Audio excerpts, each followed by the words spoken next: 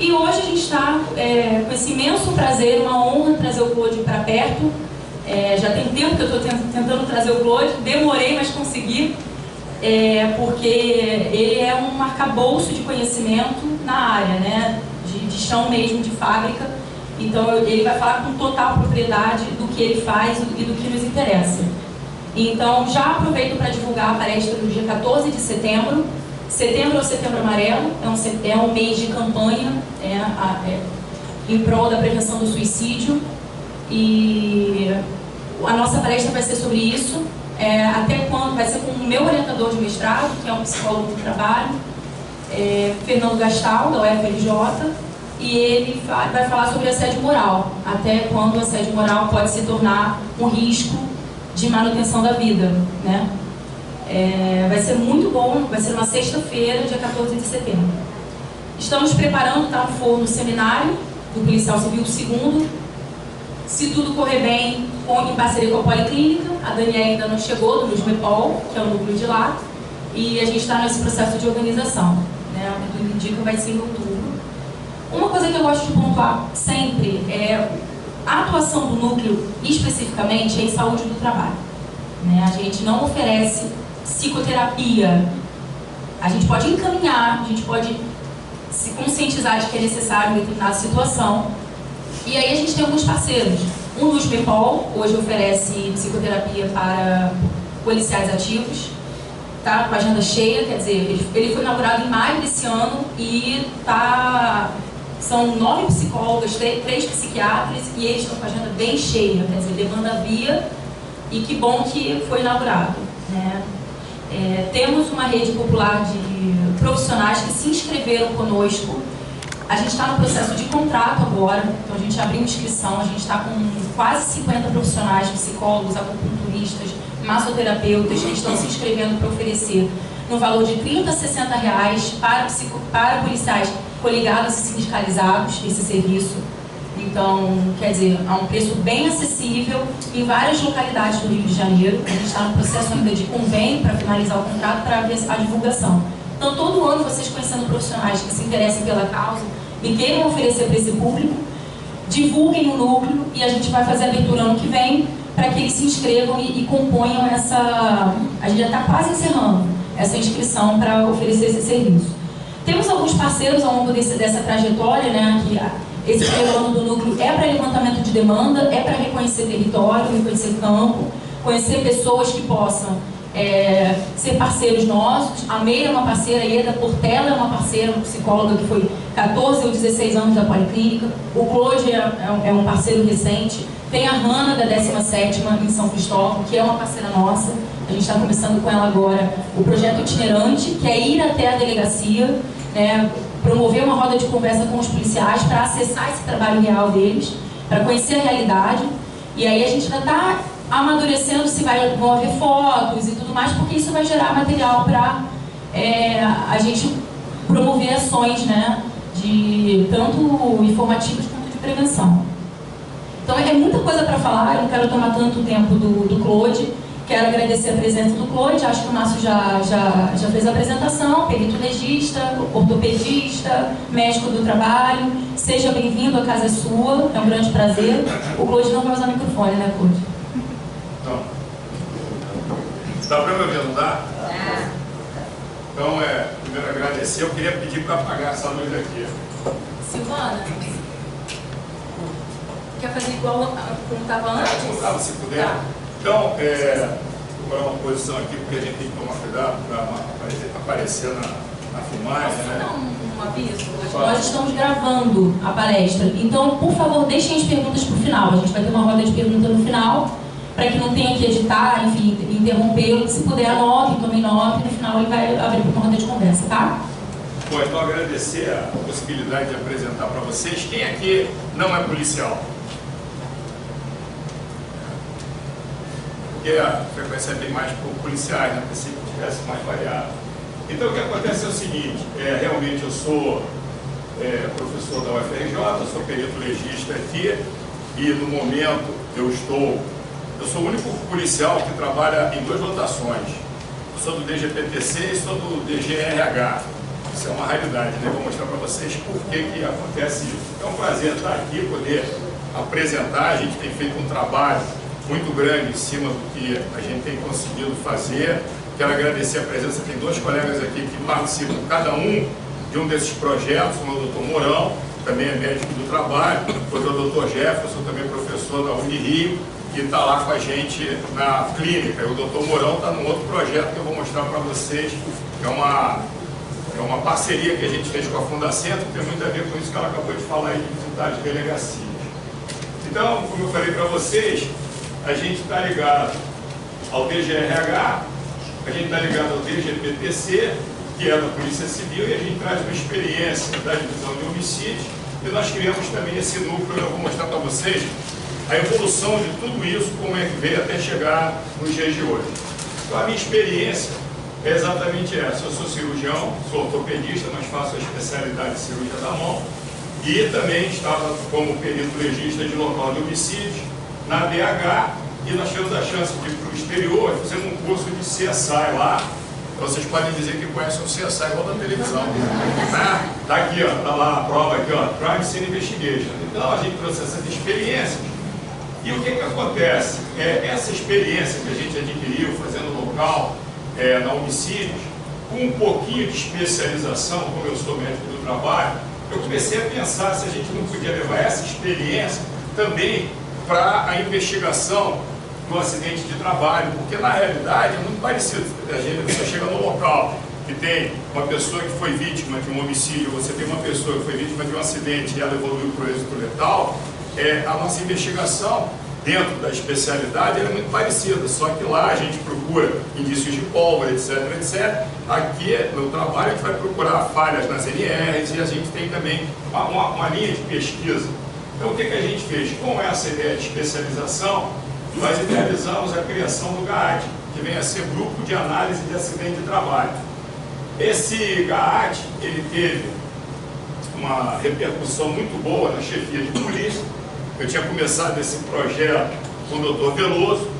Na hora que ele estava pronto para colocar em prática, o Dr. Veloso sai, entra o Dr. Leva, eu consegui fazer com que o Dr. Leva abraçasse a ideia, e o GAAT foi criado por uma portaria, e nessa mesma portaria ele me coloca como coordenador desse grupo. E uma das pessoas que entrou comigo logo no começo foi o perito Luiz André, que veio a falecer tem uns 20 dias. E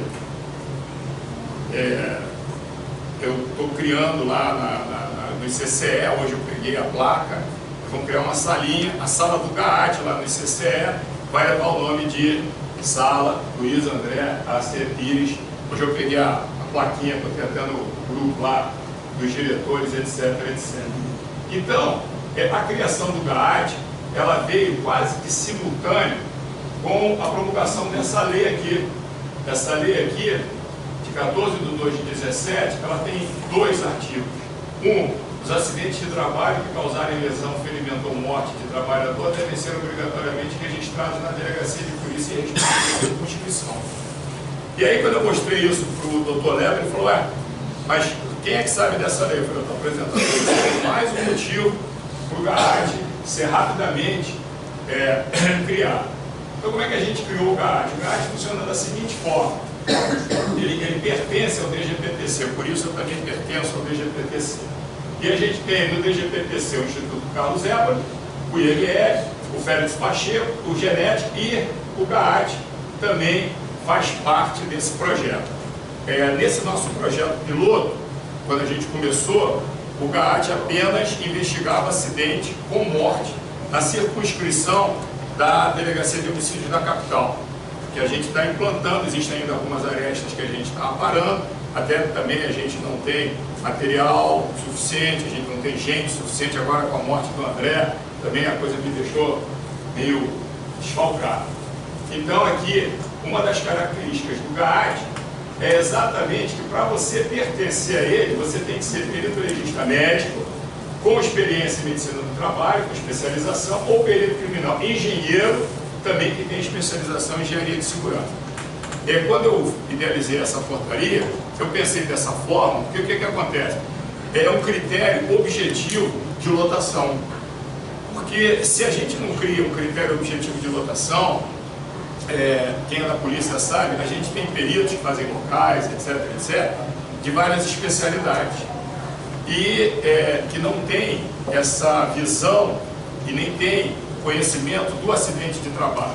Então, com esse critério que está na portaria, a gente criou esse elemento objetivo que facilita a lotação e evita problemas de que alguém indique e chegue lá e fala, não vou te colocar. Por quê? Porque você simplesmente não dá para ficar aqui. Agora nós também estamos criando na divisão de homicídios, fizemos o primeiro curso, acabou agora recentemente, de formação dos policiais que vão ter a especialidade para serem lotados na divisão das delegacias de homicídio. Também é um critério objetivo, para que aquela pessoa que vai exercer aquela atividade, realmente ela esteja afeta àquele tipo de atividade. Então, o GAAT tem essa característica, e aqui o Andrezinho foi o primeiro, junto comigo, que montou, e agora ele está fazendo a experiência dele em outro lugar, mas um dia a gente vai trabalhar junto novamente. Grande praça, uma pessoa que tinha 28 anos de polícia, uma figura extraordinária, de um conhecimento ímpar, uma amizade muito grande, e pelo maldito cigarro, ele subiu a escadaria do Alemão, chegou lá em cima, infartou, e deu uma pessoa que tinha um conhecimento de local, de polícia extraordinário. Bom, ele se foi, nós vamos continuar. Então, como é que funciona o esquema do GAAT? Funciona da seguinte forma: existe um acidente de trabalho com morte. Esse acidente de trabalho com morte, ele é comunicado, o CCE faz o local. Então, o perito do CCE vai ao local e faz esse acidente. O que acontece? O perito, como eu falei, que faz o local, quem é da polícia sabe, a gente faz prova para perito, e você não tem aquela especialidade, nem é engenheiro, você pode ser botânico, você pode ser químico, mas você, num determinado momento, está lotado numa situação que vai fazer o acidente, vai fazer o local, mas ele não tem a visão do acidente de trabalho. Nos postos regionais, que não são afetos ao CCE, isso é mais comum. Então a gente tem aquele perito que faz o local, ele não tem essa especialidade em acidente de trabalho. Ele está ali para ver se houve dolo, se houve culpa. Então, por exemplo, você tem um atropelamento com morte. Você chega lá, atropelamento com morte, foi sem querer, papapá, culpa. Aí você vai ver que aquele acidente foi com uma betoneira num campo de obra do metrô, e aquele sujeito era um terceirizado. Mudou toda a forma de a gente observar aquilo ali. Então, a gente trabalha com eles, porque eles fazem a primeira intervenção. Vocês vão ver como é que o GAAT funciona. A gente também trabalha com o IML. O IML, eu tenho acesso aos laudos, tanto os laudos de necrópsia, quanto os laudos dos acidentes que têm lesão corporal. Isso nos facilita, porque a gente vai ver o local com o período do CCE e a necrópsia para a gente ver o que aquilo ali nos serve para a gente fazer a nossa investigação. Com relação à utilização do Instituto Félix Pacheco, muitas vezes, isso acontece muito em Saturno e Júpiter, no Brasil não acontece, mas você tem empregados que não têm carteira assinada, que não têm identificação, mas ele vem a óbito. E aí o Instituto Félix Pacheco nos facilita essa identificação.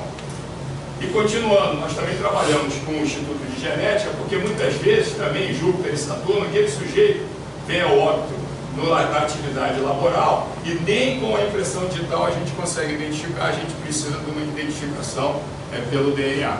Então foi por isso que quando eu pensei em fazer o GAAT, eu fiz com que ele ficasse vinculado ao DGPTC, porque a gente pode trabalhar com todos esses institutos com acesso muito mais fácil.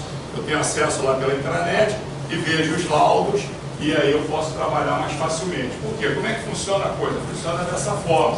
O acidente de trabalho com morte, ou aquele agora depois da lei, ele é comunicado à delegacia, a delegacia entra em contato com o ICCE, houve morte, o ICCE então vai para o local, havendo morte, ele transfere esse corpo para o IML, a gente tem lá a necrópsia e tudo mais, mas ele comunica imediatamente para mim.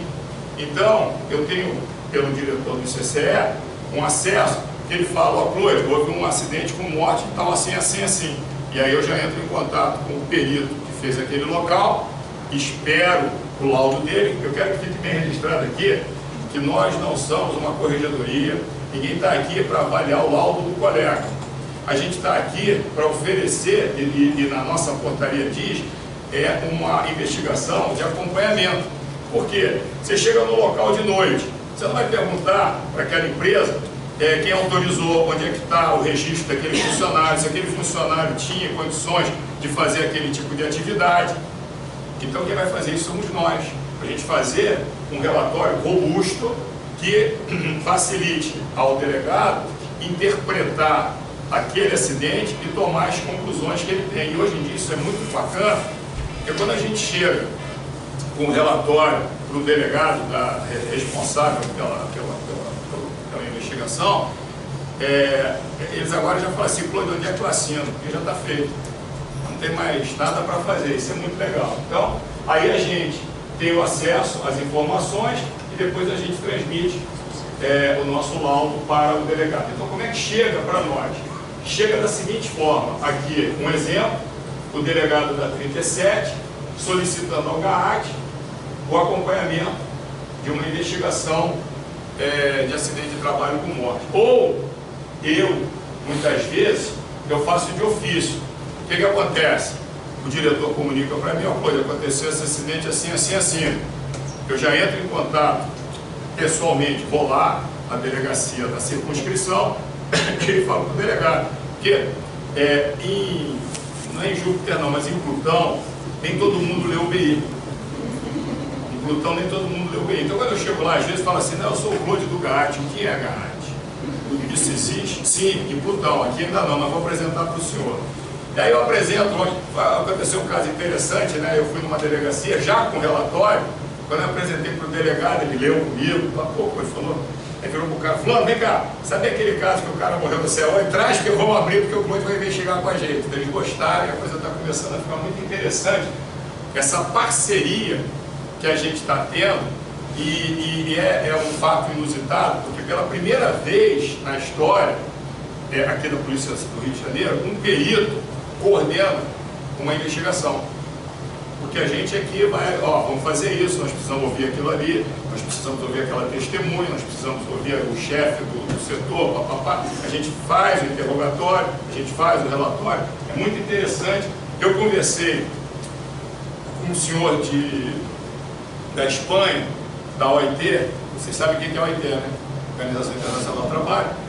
E ele é responsável por investigação desse acidente de trabalho da OIT. Ele faz os pareceres e falou, não existe isso no mundo, vocês estão criando uma coisa nova. Muito interessante, depois até queria que você conversasse comigo, foi bacana. Então isso acontece dessa forma, porque foi aqui a mudança do... Alguém bateu aí, ou acabou a bateria. Acabou uma mensagem na tela ali, professor. O que eu vi? Eu acho que a sua bateria pifou. Ah não, lembraram amanhã. Deve ser alguma... Deixa eu ver. Ah, sim. Então, aqui está um exemplo de uma parte de um relatório que a gente faz logo complementar. Como é que a gente vai fazer? Por exemplo, se é um caso verídico, é uma pessoa que veio ao óbito caindo. Ela estava desmontando uma lona de 12 metros de altura e ela sofreu uma queda e veio ao óbito. Então, o que a gente faz? A gente vai mostrar para o delegado por que aquela pessoa morreu. Então, por exemplo, a gente sabe que tem NR de trabalho em altura. Então a gente vai mostrar, se ele está trabalhando em altura, ele tem que usar isso, isso, isso. Quais são as formas de fixação do material para ele não cair? Existem 4 tipos de fixação, no caso dele tinha que ser ou essa, não estava sendo utilizado. Porque se o sujeito cai de uma altura de 12 metros, tem que ter uma cláusula. Quem ele caiu lá de cima? Se ele tivesse com tudo, ele não teria caído. A não ser que a coisa soltasse, qualquer coisa desse gênero. Mas por que ele fixou daquela forma irregular?